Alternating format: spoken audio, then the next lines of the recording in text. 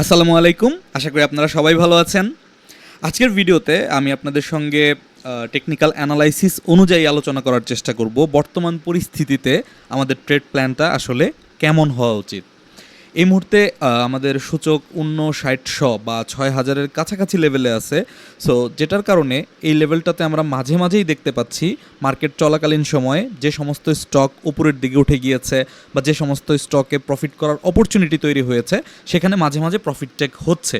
ফলশ্রুতিতে মার্কেট কিছু কিছু সময় লাল হচ্ছে, আবার দিন শেষে দেখা যাচ্ছে যেহেতু লেনদেন ভালো রিকভারি হয়ে যাচ্ছে।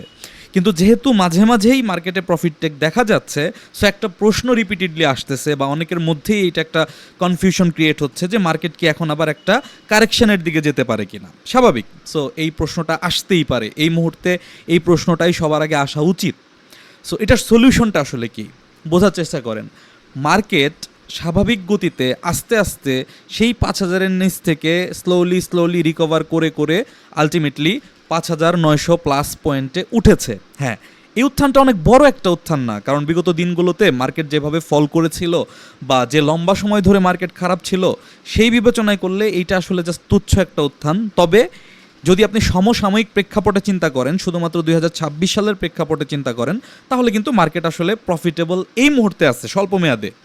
সো যেহেতু মার্কেট প্রফিটেবল আছে এবং বেশ কয়েক মাস যাবৎ ভালো আছে, এই মোমেন্টে মার্কেটে কারেকশন বা প্রফিট টেকিংয়ের প্রেশার আগামী দিনগুলোতে আসতে থাকবে। কথাটা বোঝার চেষ্টা করেন, আগামী দিনগুলোতে আসতে থাকবে। সো এখন আজকের ভিডিওতে আমি যদি আপনাদেরকে ইন্ডেক্সের ক্যান্ডেল অ্যানালাইসিস করে ভলিউম দিয়ে বুঝিয়ে বলি আগামী সপ্তাহে ২-৩ দিন কারেকশন হতে পারে, এটা খুব বেশি মিনিংফুল কোনো একটা আপডেট হবে না। এর কারণ কি, ধরেন মার্কেটে যদি লেনদেন অব্যাহত থাকে, পজিটিভ নিউজ বা পজিটিভ এফোর্টটা কন্টিনিউ থাকে, তাহলে মার্কেটে ইন্ট্রাডে কারেকশন যেটা গত কয়েকদিন ধরে চলতেছে সেটাই আরও অব্যাহত হতে পারে। অর্থাৎ দিনের নির্দিষ্ট একটা সময় প্রফিট টেক হচ্ছে, মার্কেট সাময়িক লাল হচ্ছে, আবার দিন শেষে মোটামুটি সেটা বাই প্রেশার দিয়ে রিকভার হয়ে মোটামুটি ব্যালেন্স হয়ে যাচ্ছে। সো এই মোমেন্টটাতে আসলে শুধুমাত্র কারেকশন এক্সপেক্ট করাটা একটু ডিফিকাল্ট বা একটু অপ্রাসঙ্গিকও বটে। তবে এখানে আরেকটা পয়েন্ট আছে, সেটা হচ্ছে মার্কেটে যখন কারেকশন শুরু হয় কোনো নির্দিষ্ট একটা স্ট্রাকচার তৈরি করে, কোনো একটা প্যাটার্ন ব্রেকডাউন করে, ট্রেন্ড লাইন ব্রেক করে বা যে কোনো একটা ফরমেশনের মাধ্যমে মূল কারেকশনটা শুরু হয়। তার আগ পর্যন্ত মার্কেট যখন কোনো একটা পিক লেভেলে পৌঁছে যায়, দেখা যায় অনেক দিনই আসলে ওই লেভেলটাতে আপ ডাউন করতে থাকে। সো এই আপ ডাউনটা ১৫ দিন, এক মাসের বেশি সময়ও কিন্তু হয়। যতক্ষণ পর্যন্ত প্রফিট টেক হচ্ছে কিন্তু লেনদেন আছে, যতক্ষণ পর্যন্ত মার্কেট সাইডওয়েজ আছে, ততক্ষণ পর্যন্ত কিন্তু ট্রেডগুলো অব্যাহত রাখা যায়। হ্যাঁ, নতুন ট্রেডের পরিমাণ আপনি কমিয়ে দিতেই পারেন, ট্রেডের পলিসি আপনি পরিবর্তন করতে পারেন, আপনি আগে যে পরিমাণ ঝুঁকি নিতেন ঝুঁকির পরিমাণটা এখন থেকে আপনি কমাতে পারেন। তবে মার্কেট পড়ে যাবে বিধায় বা এই ধরনের চিন্তা করে মার্কেটে থেকে বেরোয় যাব বা সব ক্যাশ করে বেরোয় যাব, এরকম পরিস্থিতি আসলে এখনও পর্যন্ত মার্কেটে হয় নাই। এই কারণে আপনি আমার কাছে হোক বা অন্য কারো কাছে হোক, ইন্ডেক্স আগামী ৩ দিন কী করবে এই কনসেপ্টটা যদি না বুঝে বরঞ্চ বোঝার চেষ্টা করেন ইন্ডেক্সের কোন লেভেলগুলোতে কোন ধরনের স্টক পিক করা উচিত এবং সেই স্টকগুলোকে আপনি কিভাবে প্রফিটেবল ট্রেডে কনভার্ট করতে পারেন, তাহলে আসলে মার্কেটের যে কোনো মোমেন্টামে, মার্কেটের যে কোনো পরিস্থিতিতে বা ইন্ডেক্সের কারেকশনেও আপনি নিজের পুঁজিটাকে সেফ রেখে সুযোগ অনুযায়ী প্রফিট মেক করতে পারবেন। সো আজকের ভিডিওতে আমি আসলে ইন্ডেক্স নিয়ে কথা বলবো না, বাট ইন্ডেক্স যে লেভেলটাতে আছে এই ৫,৯০০ থেকে ৫,২০০ লেভেলের যে এই যে ৩০০ পয়েন্টের একটা জায়গায়, পুরাটাই আসলে একটা ছোটোখাটো সাপ্লাই জোন। সো এখানে মাঝে মাঝেই প্রফিট টেকটা হবে, আবার মাঝে মাঝে সবুজ হবে। সো আমি যদি আজকের কারেকশনের একটা কথা বলি, আগামী সপ্তাহে আবার ২-৩ দিন পজিটিভও হয়ে যাবে, আবার তখন যদি পজিটিভ কথা বলি পরের সপ্তাহে দেখবেন আবার ২ দিন লাল হয়ে যাচ্ছে। সো আপনাকে মাথায় রাখতে হবে এই ৫,৯০০ থেকে ৬,২০০ এই জোনটা আসলে একটা ছোটোখাটো সাপ্লাই জোন। সো এখানে বারবারই এই ঘটনা ঘটবে। দ্যাটস ওয়াই ইন্ডেক্স নিয়ে কনসার্ন না, এই জায়গাটাতে আমাদের ট্রেড পলিসি কী হবে সেইটা হচ্ছে সলিউশনের উপায়। আজকের ভিডিওতে আমি আপনাদেরকে সলিউশনের উপায়টা উদাহরণসহ বুঝিয়ে বলার চেষ্টা করব, যাতে করে কোন ধরনের স্টক থেকে একটু সতর্ক থাকা উচিত বা কিভাবে ম্যানেজ করা উচিত এবং কোন ধরনের স্টকগুলোতে নতুন করে নজর দেওয়া উচিত এইটা আপনি বুঝতে পারেন। সো আমি আপনাদেরকে প্রথমে লজিকটা বুঝালাম, এবার আমি আপনাদেরকে ফ্লোচার্ট বা স্ট্রাকচার, আমরা কিন্তু সমস্ত ভিডিওতে 3টা পয়েন্টে কথা বলি। প্রথমে হচ্ছে সমস্যাটা কি এবং এটা সমাধানের উপায়টা কি, সেকেন্ড হচ্ছে এই সমাধানটা করার জন্য আমরা কোন সূত্র বা কোন ফর্মুলা বা কোন ডায়াগ্রাম বা কোন ফ্লোচার্ট ফলো করব, সেই সলিউশনের ভিজিবল ডায়াগ্রামটা, অ্যান্ড থার্ড হচ্ছে রিয়েল টাইম উদাহরণ, যাতে পুরো জিনিসটা আপনি বুঝতে পারেন। সো ভিডিওর ফার্স্ট পার্ট শেষ, লজিক বোঝানো হয়ে গেছে। এবার সেকেন্ড পার্টে এতদিন আমি এই স্ট্রাকচারটা আপনাদের বুঝাইছি এবং বলছি যে আমরা এই ব্রেকআউটের আগে এন্ট্রি করব না, এইখানে আমরা ওয়াচ লিস্টে আনবো, এইখানে রিভার্সালে আমরা এন্ট্রি করব এবং এরপর থেকে প্রতি সুইং লোতে আমরা কোয়ান্টিটি বাড়িয়ে বাড়িয়ে ট্রেডের ভলিউম বাড়াতে থাকবো এবং প্রফিটটাকে ম্যাক্সিমাইজ করতে থাকবো। এইটা ছিল বিগত বেশ কয়েক মাস ধরে আমাদের ট্রেড পলিসি। এখন আমি আপনাদেরকে যেটা পরামর্শ দিতে পারি, দেখেন আমি তো ব্যক্তিগতভাবে জাস্ট স্টাডি করি, রিসার্চ করি, নিজের মতো করে অ্যানালাইসিস করি, নিজের ট্রেডটা করি। সো আমি যেটা করি আপনাদেরকে বা বলতে পারি সেটা ম্যাক্সিমাম এটাই বলতে পারি যে আমি কোন মোমেন্টে আমার নলেজ অনুযায়ী কোন ধরনের সিদ্ধান্ত কিসের বেসিসে গ্রহণ করি, এই মেসেজটা আপনাকে জাস্ট আমি শেয়ার করতে পারি। এরপরে এটাকে বুঝে আপনার হাতে কোন স্টক আছে তাও আমি জানি না, আগামী সপ্তাহে কোন স্টক আপনি কিনবেন সেটাও আমি জানি না। আপনার কাজ হবে যদি আপনার এই ফর্মুলা বা এই লজিকগুলো ভালো লাগে, পছন্দ হয়, সেটা নিজের স্টকের বেলায় নিজের মতো করে বিবেচনা করে অ্যাপ্লাই করা, দ্যাটস ইট। এখানে টার্গেট স্টপ লসের বিষয় না।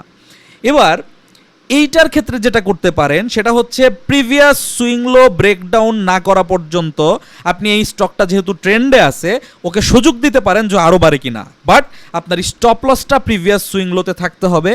কোনো কারণে যদি মার্কেট খারাপ করে বা প্রফিট টেক যদি 1-2 দিনের জায়গায় 4-5 দিনের দিকে চলে আসে তখন কিন্তু আপনাকে এই লেভেলে স্টপ লস মেনটেন করতে হবে। এবং এই ধরনের স্টকগুলোতে এই রকম লেভেলে যেগুলো আছে অলরেডি ডাবল হয়ে গেছে, এই ধরনের শেয়ারগুলোতে নতুন এন্ট্রিটা একটু সাময়িকভাবে কন্ট্রোলে রাখা উচিত বা নতুন এন্ট্রি না করে জাস্ট রানিং ট্রেডটাকে ম্যানেজ করাটা বুদ্ধিমানের কাজ।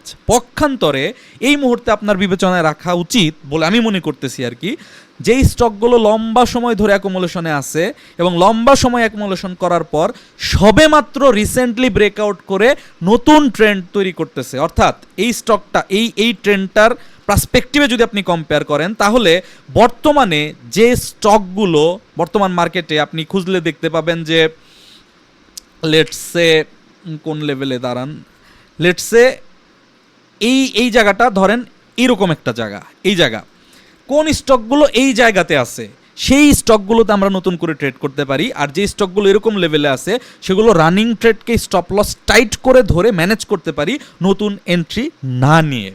সো এইটাই হচ্ছে আমাদের সলিউশন। এবং এই জায়গাটাতে আপনি যদি এই সুইংলোতে এখানটাতে স্টপ লস মেনটেন করেন, আমি বিলিভ করি বর্তমান মার্কেটে যে ধরনের কারেকশন আসতে পারে সেই ধরনের কারেকশনের ক্ষেত্রে আপনার স্টপ লস হওয়ার সম্ভাবনা খুবই খুবই খুবই সীমিত। পাশাপাশি আপনি যদি ক্যাশ ম্যানেজ করতে পারেন, এই ধরনের অ্যাকুমুলেশন জোন থেকে বেরোয় যাওয়া স্টক যদি কোনো কারণে সেকেন্ড টাইম এই পর্যন্ত চলেও আসে, আপনি রিকালেক্ট করে কিন্তু আপনার ট্রেডটাকে ম্যানেজ করতে পারবেন, আপনার বিপদে পড়ার সম্ভাবনা খুবই কম। সো এই হচ্ছে সলিউশনের ডায়াগ্রাম বা ফ্লো চার্ট। এবার 2-3টা উদাহরণ দিয়ে আমি আপনাদেরকে ক্লিয়ার করছি। উদাহরণ দেওয়ার ক্ষেত্রে আমি প্রথমে একটা স্ট্রং ফান্ডামেন্টাল কোয়ালিটির লং টার্ম শেয়ার দেখাই এবং শেয়ারটা নিয়ে আমার গত কয়েক মাস ধরে যে মতামত ছিল সেই জায়গাটাতে আমি স্পেসিফিক আছি। আমার মতামতটা ছিল এরকম, আমি আসলে ব্যাডবিসি স্কোয়ার ফার্মা বাংলাদেশের বেস্ট শেয়ার। এটা ডিভিডেন্ড কম্পাউন্ডিংয়ের জন্য, কথাটা বোঝার চেষ্টা করি, ক্যাপিটাল গেইনের জন্য না, ডিভিডেন্ড কম্পাউন্ডিংয়ের জন্য।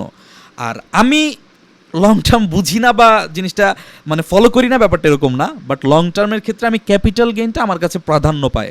যেহেতু আমি শেয়ার মার্কেটে আমার স্কিলটাকে ইউটিলাইজ করার চেষ্টা করি, সো ডিভিডেন্ডের চাইতে আমার কাছে মুখ্য বিষয় হচ্ছে ক্যাপিটাল গেইনের পার্সেন্টেজটা কতটুকু হবে ওভার দ্য ইয়ার সেটা। সো ওই রেসপেক্ট থেকে আমি আসলে 400 টাকার জোনে থাকাকালীন সময় একাধিকবার রেনেটা নিয়ে কথা বলার চেষ্টা করেছি যে এই শেয়ারটা লং টার্মের জন্য ওভার 1 ইয়ার, এটা 1 বছরের 3 মাস কম লাগতে পারে, 6 মাস বেশি লাগতে পারে, এরকম একটা টাইম হরাইজনের জন্য রেনেটা শেয়ারটা একটা ভালো ইনভেস্টমেন্ট অপশন হতে পারে। এগুলো স্টপ লস দেওয়ার কোনো মিনিং নাই, 400 টাকার আশেপাশে ±20 টাকা জোনে এটার এন্ট্রি জোন, এবং এটা যদি 1 বছর প্লাস টার্গেট করে কেউ এন্ট্রি করতে পারে তাহলে হয়তো বা এটা ডাবল, মানে ক্যাপিটালটা ডাবল, অর্থাৎ 800 টাকার আশেপাশে পর্যন্ত একটা লং টার্ম গেইন পাওয়া যেতে পারে। সো এটা গত মাসের পোস্ট, বাট আজকের দিনে এই শেয়ারটার দাম 475 টাকা। আজকে কেন দেখাচ্ছি? আজকে দেখাচ্ছি এই কারণে যে এই জায়গাটাতে এই স্টকটার একটা ছোটোখাটো সাপ্লাই জোন আছে। এটা কিন্তু স্টকটার গন্তব্যের শেষ সীমারেখা, এটা ফার্স্ট রেজিস্ট্যান্স। ব্যাপারটা এরকম, এখানে কি ঘটছে এখন পর্যন্ত? এইখানে একটা সুইং তৈরি হয়েছে, এইখানে আরেকটা সুইং তৈরি হয়েছে, এখন আরেকটা সুইং তৈরি হচ্ছে। যদি ব্রেকআউট করে ফেলে তাহলে রিটেস্ট করে তারপরে উঠবে, আর যদি ব্রেকআউট করতে না পারে এইখানে বাধাপ্রাপ্ত হয়ে এইখানে আবার একটা সুইং তৈরি করে তারপর উঠবে।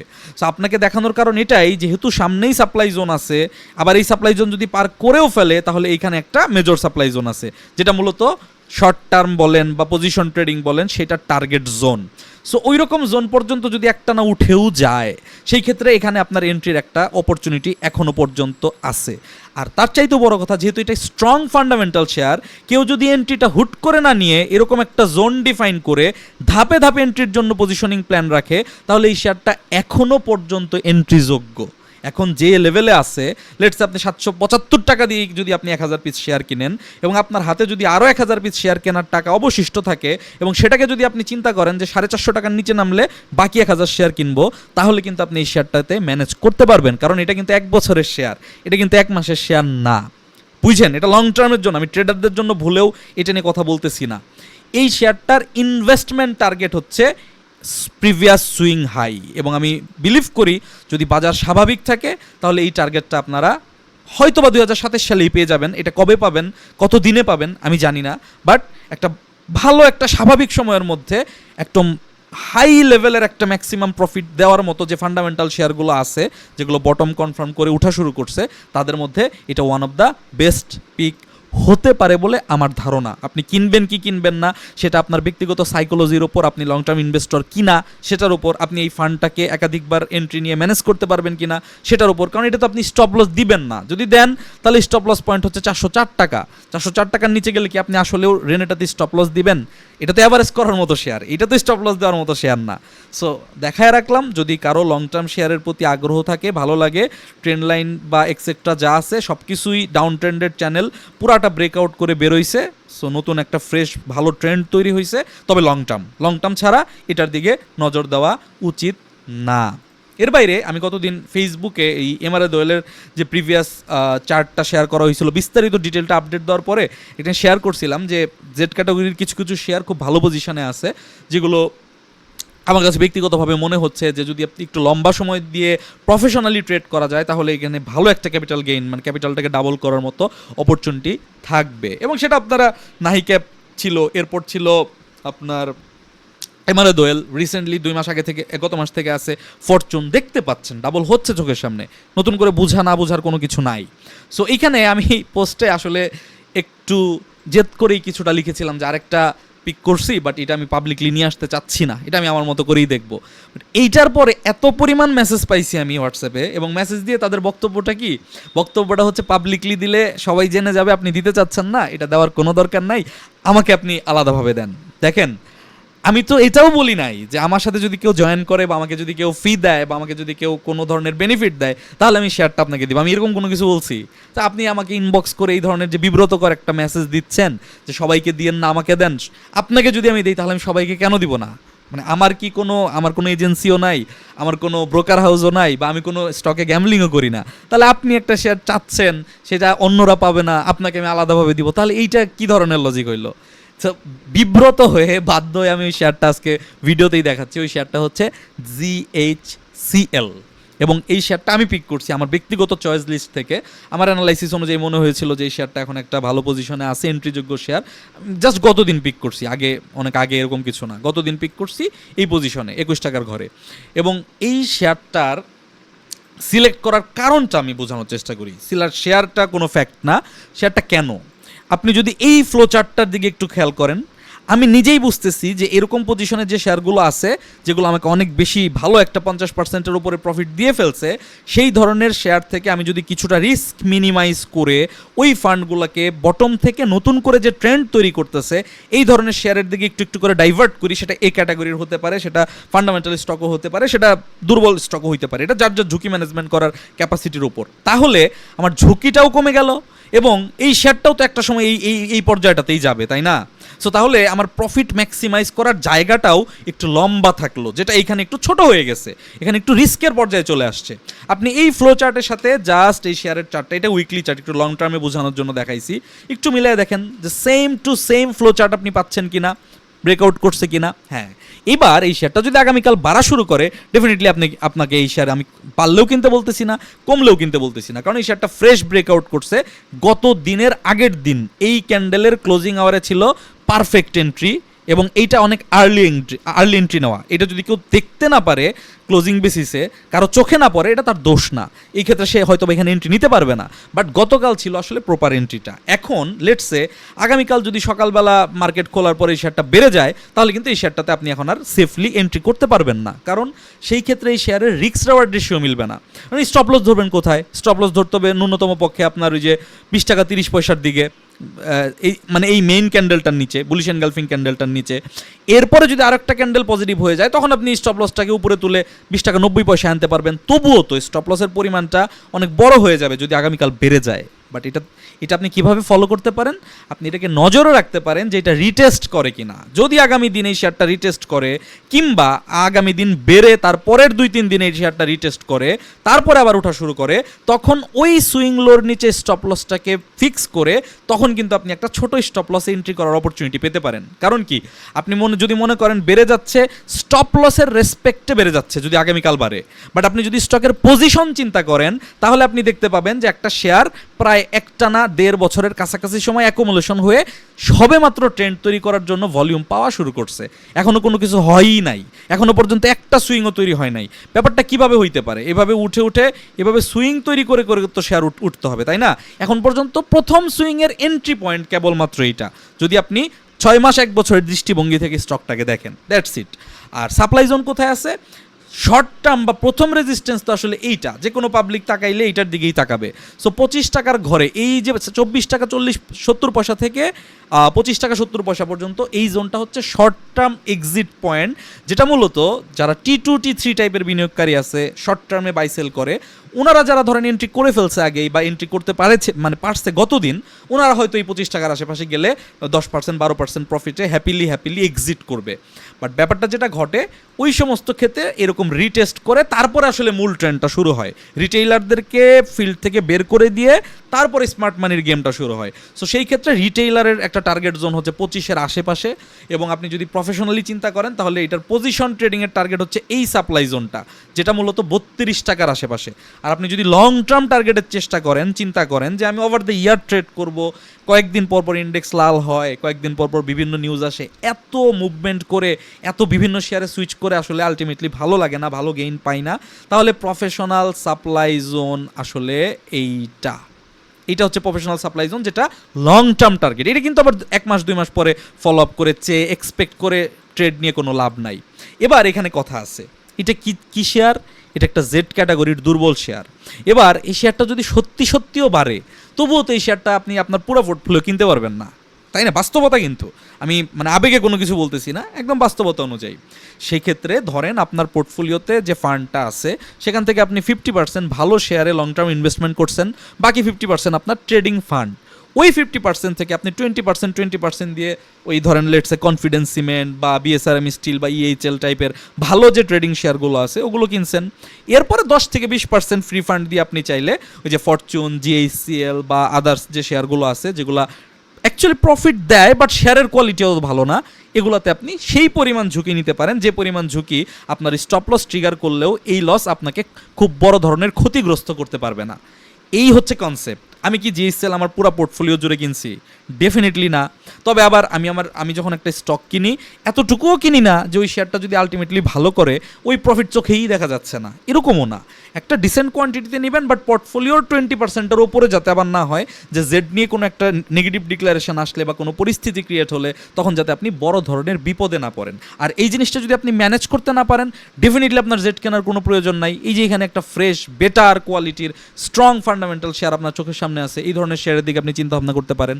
সো এই হচ্ছে সেই শেয়ারটা যেটা আমি ব্যক্তিগতভাবে মনে করতেছি যে এটাকেও একটা লম্বা সময় দিলে, এখন থেকে শুরু করে ওভার দ্য ইয়ার, আপনার ওই নাহি ক্যাপ বলেন, ফরচুন বলেন, বা নতুন ট্রেন্ড তৈরি করে বা যেগুলো ডাবল হয়ে গেছে, এই শেয়ারটাও আগামী দিনে একটা ডাবল রিটার্ন দিতে পারে বলে, অতটুকু ক্যাপাসিটি এই শেয়ারটার মধ্যে আছে বলে আমার কাছে মনে হয়েছে। বাট এটা কিন্তু over the period, over the long time ফ্রেমে হবে, এটা 2-1 দিনে হবে না। আসেন এরপরে একটা শেয়ার ওই একই ফ্লো চার্ট ফলো করে যে অনেক সময় ধরে অ্যাকুমুলেশন হয়েছে বা একটা টেকনিক্যাল চার্ট ফরমেশন করছে, ব্রেকআউট করছে। এই আমি কিন্তু অ্যাকুমুলেশন জোনে শেয়ার কিনি না, আপনারা কিনতে পারেন, আমার কোনো আপত্তি নাই, কেনা ভালোও হইতে পারে, বাট আমার অ্যাকুমুলেশন জোনে শেয়ার কেনার এক্সপিরিয়েন্স ভালো না। আমি গত 5 বছরের এক্সপিরিয়েন্স থেকে বলছি, আমি ব্রেকআউট করার পরে ব্রেকআউটের দিনও কিনি না, ব্রেকআউটের পরবর্তী সুইংলোতে আমি ওই শেয়ারটা কিনি। আর ব্রেকআউট না করা পর্যন্ত আমি আমার ওয়াচ লিস্টেই আনি না, আমার ওই সময় পর্যন্ত ওই শেয়ারের সাথে কোনো সম্পর্ক নাই। দ্যাট মিনস এই যে এমবি ফার্মাটা দেখতে পাচ্ছেন, লং টার্ম ফ্রেমে ওভার দ্য ইয়ার অ্যাকুমুলেশন হয়ে দেখতে পাচ্ছি একটা ফ্রেশ ব্রেকআউট করছে, এবং ব্রেকআউটটা যে সলিড ব্রেকআউট ছিল সেটা এটার ভলিউম দেখেই বোঝা যাচ্ছে। এখন এই শেয়ারটার স্টপ লস হচ্ছে 768 টাকা। সহজভাবে যদি বলি 76 টাকা 80 পয়সা, আর বর্তমান রেট হচ্ছে 82 টাকা 29 পয়সা। তার মানে 76 টাকা স্টপ লস, 82 টাকা এন্ট্রি প্রাইস। এইটা স্টপ লসের জন্য প্রপার রিস্ক রেওয়ার্ড রেশিও না, অলরেডি দাম একটু বেড়ে গেছে। প্রপার রিস্ক রেওয়ার্ড রেশিও কখন হবে? 76 টাকা স্টপ লস ধরে যদি আপনি এটাকে 80 টাকার নিচে কিনতে পারেন, বুঝছেন, 76 টাকা 80 পয়সা স্টপ লস ধরে, হ্যাঁ 76 টাকা 80 পয়সা স্টপ লস ধরে যখন আপনি এটাকে 80 টাকার নিচে কিনতে পারবেন, তার মানে হচ্ছে 768 টাকা স্টপ লস ধরে এই শেয়ারটা যদি আপনি 800 টাকায় পিক করতে পারেন, 800 টাকার 5 টাকা কম বেশিতে পিক করতে পারেন, তাহলে সেটা হবে প্রপার স্টপ লস। তখন 5%-এর আশেপাশে চলে আসবে স্টপ লসটা। এখন তো স্টপ লসটা প্রায় 10%-এর কাছাকাছি, সো এত বড় স্টপ লসে তো নেওয়া যাবে না। বাট কেবলমাত্র ব্রেকআউট করছে, এবং সামনেই এই যে এই ধরনের লেভেলে যদি কোনো কারণে মার্কেট লাল হয়, তাহলে রিটেইলার এখান থেকে বেরোয় যেতে পারে ভয়ে, এবং ওইটা হবে আপনার জন্য প্রফেশনাল একটা অপরচুনিটি বা সুযোগ, যে যদি এইখানে একটা সুইং ক্রিয়েট হয়, তাহলে সেই সুইং লোতে ওই যে বললাম 768 টাকা স্টপ লস ধরে 800 টাকার আশেপাশে যদি আপনি এন্ট্রি করার অপরচুনিটি পান, তাহলে আপনি 900 প্লাস টার্গেট, 900-র পরে আপনি 1000 পর্যন্ত রাখবেন, 5000 পর্যন্ত রাখবেন। বাজার কত বছর ভালো থাকবে আমি জানি না, আমি যেই টার্গেটটা খালি চোখে দেখা যাচ্ছে realistic target, realistic supply zone, সেটা আমি আপনাকে শুধুমাত্র দেখালাম। এটার উপরে যাবে না ব্যাপারটা এরকম কোনো কিছু আমি বলছি না। সো এটাও দেখানোর উদ্দেশ্য একই, জিএসসিএল যেই প্যাটার্ন ফরমেশনে আছে, এই এমবি ফার্মাটাও ওই একই প্যাটার্ন ফরমেশনে আছে। নতুন ট্রেন্ডের শুরু, কথাটা বোঝার চেষ্টা করেন। এখন ধরেন আপনার যদি বটম ভালো লাগে, আমার যেমন বটম অতটা ভালো লাগে না, বাট এক একজনের চয়েস এক এক রকম, এক একজন এক একভাবে ট্রেড করে থাকি। আমিও দু এক সময় কিনি, অনেক সময় রাগের বসে কিনি। এনিওয়ে, সো এই খান ব্রাদার্সটার দিকে আপনারা এখন একটু নজর রাখতে পারেন। এই শেয়ারটা এখন বটম পজিশনে আছে, তবে অবশ্যই স্টপ লস মেনটেন করে ট্রেড করতে হবে, কারণ এটার ফান্ডামেন্টাল ডেটা ভালো দেখলেও এটা কিন্তু এত আহামরি ফান্ডামেন্টাল কোয়ালিটির কোনো শেয়ার না। ইপিএস ম্যানুপুলেশন থাকতে পারে বা আদার্স অনেক কিছুই থাকতে পারে, আমার জানা নাই, বাট ধরে নেন এটা একটা ট্রেডিং শেয়ার, একবারে পচা শেয়ারও না, বন্ধ ফ্যাক্টরিও না, আবার এটা কিন্তু ফান্ডামেন্টাল শেয়ারও না। সো ডেফিনেটলি আপনাকে স্টপ লস মেনটেন করতে হবে। যদি দেখেন আগামী দিনগুলোতে এই শেয়ারটা 39 টাকার নিচে না গিয়ে এই পজিশন থেকে কোনো একটা পজিটিভ সবুজ কালারের ক্যান্ডেল তৈরি করে রিভার্সাল ক্রিয়েট করেছে, তাহলে ওই সবুজ ক্যান্ডেলটার কনফার্মেশন দেখে ক্লোজিং বেসিসে তখন আপনি এই শেয়ারটার দিকে নজর রাখতে পারেন। মানে কি, মানে আমি আপনাকে কালকে সকালবেলা অন্ধের মতো কিনতে বলতেছি না, আমি কিনতেও বলতেছি না, আমি পজিশন দেখাচ্ছি।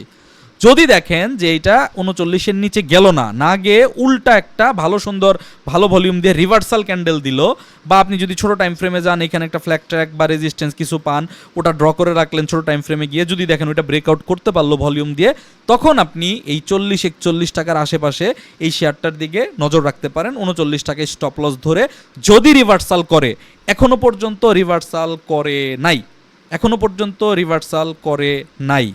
দুইটা উপায় আছে। আরেকটা উপায় কি? আরেকটা উপায় হচ্ছে যে আপনি রিভার্সাল শিওর হইতে চান, সেই ক্ষেত্রে আপনাকে এই 43 টাকা 50 পয়সা ব্রেকআউট করা পর্যন্ত ওয়েট করতে হবে। যখন এইটা ব্রেকআউট করবে তখন আপনার ওয়াচ লিস্টে ঢুকবে, যখন রিটেস্টে আসবে তারপরে উঠবে, তখন এইখানে এই সুইংলোতে এন্ট্রি মানে স্টপ লস রেখে এখানে হবে আপনার proper entry point. So bottom entry position হচ্ছে এইটা, আর অরিজিনাল প্রফেশনাল এন্ট্রি পজিশন হচ্ছে ওই যেটা এখন দেখালাম ব্রেকআউট করার পরেরটা। টার্গেট হবে হচ্ছে 54 টাকার আশেপাশে প্রফেশনাল সাপ্লাই জোনটা, এখান থেকে যদি ওঠা শুরু করে 54 টাকার আশেপাশে, তার আগ পর্যন্ত প্রফেশনাল সাপ্লাই জোন চার্ট অনুযায়ী নাই। তাহলে বটম পেলেন, স্ট্রং ফান্ডামেন্টাল শেয়ার পেলেন, জেড গ্রুপের পেলেন একটা, এ ক্যাটাগরির পেলেন একটা, দেখেন রেনেটাও এ ক্যাটাগরির, এমবি ফার্মাও এ ক্যাটাগরির, আবার জিএসসিএলটা হচ্ছে জেড ক্যাটাগরির। তবে এখানে একটা মজার ব্যাপার আছে, এই শেয়ারগুলো কিন্তু সবগুলোই ফার্মাসিউটিক্যাল সেক্টরের, খেয়াল করেন। সো তার মানে ফার্মাসিউটিক্যাল সেক্টরটার দিকে আপনারা একটু চাইলে স্ট্রংলি নজর রাখতে পারেন। এবার ওই যে সেকেন্ড ফ্লো চার্ট যেটা আমি আপনাদেরকে দেখালাম, সেকেন্ড ফ্লো চার্ট, এইটার রেসপেক্টে আমি আপনাদেরকে কিছু সিচুয়েশন দেখাই। সোনালী আঁশ গত ভিডিওতেই আপনারা দেখছিলেন এবং এটার টার্গেট দেওয়া ছিল 227 টাকা। এই যে এই ক্যান্ডেল থেকে শুরু, এইখানে স্টপ লস ধরে এই ক্যান্ডেলটা থেকে ট্রেডের শুরু এবং ট্রেডটা টার্গেট হিট করে ফেলছে। সো এখন দেখেন টার্গেট হিট করছে, এখন কি হবে এটা আগে থেকেই বলা আছে, এটা নতুন করে বলার কিছু নাই। একটা বলা আছে এরকম নিচে এসে সুইং তৈরি করে ঘুরলে এখানে এন্ট্রি, আরেকটা হচ্ছে ব্রেকআউট করে রিটেস্ট করলে তারপরে এন্ট্রি। আপাতত কি হয়েছে, আপাতত প্রফিট টেক হয়েছে, এই পর্যন্তই কথা শেষ। এখন নিচে এসে ঘুরবে না উপরে যে ঘুরবে এটা তো আমার জানার কথা না, এটা মার্কেটের হাতে। মার্কেটের মতো মুভ করুক, মার্কেটই সিদ্ধান্ত দিবে যে এটা উপরে গিয়ে রিটেস্ট করবে না আরও নিচে নেমে পরবর্তীতে ঘুরবে, যেটা করে তখন সিদ্ধান্ত নিবে। আপাতত এখানে ট্রেড শুরু হয়েছে, এখানে ট্রেড শেষ হয়েছে। সো হ্যাঁ, এটা নিউজ আসছে ক্যাটাগরি, নিউজ দেখে তো ট্রেড নেই নাই, ট্রেড তো নিচ্ছি চার্টের ভিত্তিতে। সো সেলও করবো চার্টের ভিত্তিতে, নিউজ দেখে না। এখন নিউজ দেখে পজিটিভ নিউজে যারা কিনছে ট্র্যাপড হয়ে গেছে, এটা তাদের ব্যক্তিগত দুর্বলতা। হ্যাঁ, এটাও একসময় রিকভার করবে, এটাই যে শেষ ব্যাপারটা এরকম না। সো মূল বক্তব্য কি? মূল বক্তব্য হচ্ছে এটাকে যদি আপনি মিলান তাহলে এটা এই জায়গায় চলে আসছে এবং এটা এখন সুইং তৈরি হচ্ছে। তার মানে এই ধরনের শেয়ারের ফান্ডগুলোই আমি আপনাদেরকে বোঝানোর চেষ্টা করতেছি এখান থেকে সরে এরকম জায়গায় ঢোকার জন্য। That's it. আসেন পরের একটা এলআরভিডি, গত ভিডিওতে দেখছেন এটা ফলো আপ করা হচ্ছে এখান থেকে করতে করতে করতে করতে 16+ লেভেলে এটার এক্সিট পয়েন্ট বলা ছিল। এখন দেখেন আমার ভিডিও দেখে যদি কেউ সেল করে কথার কথা, তাহলে তো সে একদিন সেল করছে, আমার ভিডিও দেখে তো 3-4 দিন ধরে সেল করে নাই। তার মানে পরবর্তী 3-4 দিন যে সেল হইলো, এর আগেও আমি বলছিলাম 12 টাকা 60 পয়সাতে একটা প্রফেশনাল সাপ্লাই জোন, এরপরও 3 দিন প্রাইস কমছিল। হ্যাঁ, এরপরে বাড়তেও পারে, বাট এটা প্রফেশনাল সাপ্লাই জোন। আমি বোঝানোর চেষ্টা করতেছি এই শেয়ার যদি এখন নতুন করে বাড়ে, মার্কেটের বর্তমান পজিশন অনুযায়ী এই শেয়ারে নতুন করে এন্ট্রির পরিকল্পনা করার চাইতে ওই যে নিচে দেখাইলাম জিএসসিএল বা ধরেন রেনেটা বা আপনার যেটা পছন্দ ওই ফ্লো চার্টগুলোর সাথে যেটা মিলে ওই রকম পজিশনে আছে এবং রিসেন্টলি ব্রেকআউট করে রিটেস্ট করে রিভার্সাল দিছে, এই পজিশনে এন্ট্রি নেওয়াটা এখন ভালো। ইন্ডেক্স কারেকশন হইলেও সেজন্যও ভালো, ইন্ডেক্স যদি কারেকশন না হয়ে কন্টিনিউ করে তবুও বড় টার্গেট পাওয়ার জন্য ভালো। মূল বক্তব্যের পয়েন্টটা একই জায়গায় স্থির অবস্থায় আছে। ফার কেমিক্যাল গত ভিডিওতে 21 টাকা কেন টার্গেট ছিল এবং এই ক্যান্ডেল পর্যন্ত ওই সময় ছিল দেখানো ছিল এবং বলেছিলাম যে আগামী সপ্তাহে অর্থাৎ এই যে গতকাল পর্যন্ত যে সপ্তাহটা ক্লোজ হলো ওই সপ্তাহ নাগাদ আমরা 24+ পেয়ে যাব। বাট আনফর্চুনেটলি 24+ আমরা পাই নাই, আমরা 23+ পাইছি। তবে আমি বিলিভ করি আগামী সপ্তাহে এটা 24+ হয়ে যাবে বলে আমার ধারণা। বক্তব্যটা কি? বক্তব্যটা হচ্ছে এই হচ্ছে আপনার অ্যাকুমুলেশন জোন, এইখানে ব্রেকআউট করছে, এই যে রিটেস্ট করে এই যে রিভার্সাল দিছে, এখান থেকে এন্ট্রি শুরু। 16 থেকে 24 টাকায় যখন যায়, 16 থেকে 24 টাকা মানে 8 টাকার একটা গ্যাপ। 16 টাকায় যারা কিনবে তাদের ক্ষেত্রে 8 টাকার গ্যাপ মানে 50% প্রফিট। অর্থাৎ আমার যে এক্সপেকটেশনটা বর্তমান মার্কেটে আমি যেটা দেখতেছি স্টকগুলো মানে যে প্রফিটটা দিচ্ছে যদি আপনি ম্যাচিউরড ট্রেডার হন সেটা হচ্ছে 50%-এর আশেপাশে। সো এই 24-25 টাকায় যখন যাবে তখন সেই 50% প্রফিটটা অ্যাকচুয়ালি মানুষের হচ্ছে, রিয়েলি হচ্ছে। তার মানে এইখানে আর নতুন এন্ট্রি নেওয়াটা বা এইখানে যদি এটা আরও বাড়ে তবুও নতুন এন্ট্রি নেওয়ার চিন্তা করাটা বর্তমান ইন্ডেক্সের পজিশন অনুযায়ী একটু ঝুঁকিপূর্ণ। বরঞ্চ এগেইন আবার খুঁজবেন যে এই জোন থেকে কেবল বেরোয় রিটেস্ট করলো কে, এইটার প্রফিট টেক হয়ে সেই টাকাটা ওই ধরনের শেয়ারে আগামী সপ্তাহে সুইচ হতে পারে। ধারণা ক্লিয়ার ছিল? এরপরে ছিল ফরচুন, জাস্ট ফলো আপ হচ্ছে গত সপ্তাহের। ফরচুন একদম ফ্লোচার্টের এই পজিশনে পৌঁছায় নাই এখনও। ফরচুনটা এই যে এইরকম পজিশনে আছে, অর্ধেক বাড়ছে, বোঝার চেষ্টা করেন ট্রেন্ডের অর্ধেক বাড়ছে, আরও যাত্রাপথ বাকি আছে বলে আমার ধারণা। তবে আমরা কি করব, ফরচুন তো আপনারা এখান থেকে ফলো আপ পাচ্ছেন, ব্রেকআউট করার পরে গত সপ্তাহের ভিডিওতেও দেখছেন, স্টপ লস ট্রেইলটাও দেখছেন। সো এখন আসলে 35-40% বাড়ার পরে নতুন এন্ট্রির আমি আর ইউটিউব ভিডিওতে অন্তত পক্ষে ফলো আপ করা সম্ভব না। সো এখন আর এন্ট্রির কথা আমি বলবো না, এন্ট্রি অনেক আগেই হয়ে গেছে। এখন শুধু জাস্ট আপনারা ক্যারি ফরওয়ার্ড করা, হোল্ড করতে থাকা। সো সেক্ষেত্রে আপনি যেটা করতে পারেন, যাদের হাতে এই স্টকটা আছে, এই 26 টাকা আগেই দেখানো আছে, নতুন কিছু না। সো তারা হচ্ছে 18 টাকা 90 পয়সাতে স্টপ লসটাকে ট্রেইল করে, এখানে ছিল এখান থেকে এখানে উত্তীর্ণ করে 18 টাকা 90 পয়সাতে স্টপ লসটাকে ট্রেইল করে টার্গেট অপরিবর্তিত রেখে অপেক্ষা করতে পারেন। তবে বর্তমান মার্কেট কন্ডিশনে এই শেয়ারে আবার এখন নতুন করে এই পজিশনে এন্ট্রি নিয়ে বড় স্টপ লসে ঝুঁকিতে থাকার চাইতে ওই যে দেখাইলাম নতুন করে মানে জিএসএল হোক আর যেটাই হোক, আমি পজিশনটা বোঝানোর চেষ্টা করতেছি, সেই দিকে আপনারা নজর রাখতে পারেন। পাশাপাশি আপনারা কিন্তু অ্যাট এ টাইম ফরচুনের স্টপ লসটা কোথায় থাকবে এবং এটা হোল্ডে থাকবে, এটা সেল করে দেওয়ার ভয়ের আগেই কিছু নাই যদি না স্টপ লস হয়। স্টপ লস হইলেও তো ভাই আপনার 20% প্রফিট থাকবে মিনিমাম। সো তাহলে যদি আপনি টাকা ডাবল করতে চান এই 20% মানে এখন ধরেন 35% প্রফিটে আছে, আর যদি আপনি প্রফিট বুক না করেন তাহলে আপনার ওখান থেকে 15% প্রফিট কমে যেতে পারে। অ্যান্ড এই প্রফিটে গেলে যদি আপনি রিস্ক না নেন তাহলে কি আপনি লসের সময় রিস্ক নেবেন? লসের সময় তো রিস্ক নেওয়া যায় না, দ্যাটস ওয়াই প্রফিটের সময় রিস্কটা নিতে হয়। সো আমি মনে হয় বুঝাইতে পারছি, বাকিটা ডেফিনেটলি আপনাদের সিদ্ধান্ত, কারণ আমি যাই বলতেছি শুধুমাত্র টেকনিক্যাল চার্টে টেকনিক্যাল অ্যানালাইসিসের নলেজ ইমপ্লিমেন্ট করে সেই অনুযায়ী আপডেট দেওয়া, কারণ এইখানে আমার ইচ্ছা বা আপনার ইচ্ছাতে কিন্তু মার্কেটের কিছু যায় আসে না। এনিওয়ে, অ্যান্ড ফাইনালি নাহি ক্যাপ নিয়ে কথা বলা ছিল তাই এটার ফলো আপটা দিচ্ছি। এই শেয়ারটা আসলে জানেন আপনারা যে এই ক্যান্ডেলে পিক করা ছিল, রিটেস্টের পরে এই ক্যান্ডেলও দেখাইছি, স্টপ লস ট্রেইলও করছি। বাট যেহেতু আমি সপ্তাহ শেষে ভিডিও বানাই, সপ্তাহের মাঝখানে আমি কোনো ভিডিও বানাই না, সো মধ্যবর্তী সময় আমি আসলে ইউটিউবে এসে কোনো আপডেট দেওয়ার সুযোগ পাই না বা দেওয়ার চান্স থাকে না, দেওয়া উচিতও না, এটাও স্বাভাবিক ব্যাপার। সো এই শেয়ারটা থেকে আমি আসলে প্রফিট টেক করছি, এটা আমার ব্যক্তিগতটা। বাট আমি প্রফিট টেক করছি দেখে এই শেয়ার বাড়বে না, ব্যাপারটা এরকমও না। যে কোনো দিন যে কোনো সময় এই শেয়ারটা উপরের দিকে ঘুরে যেতে পারে।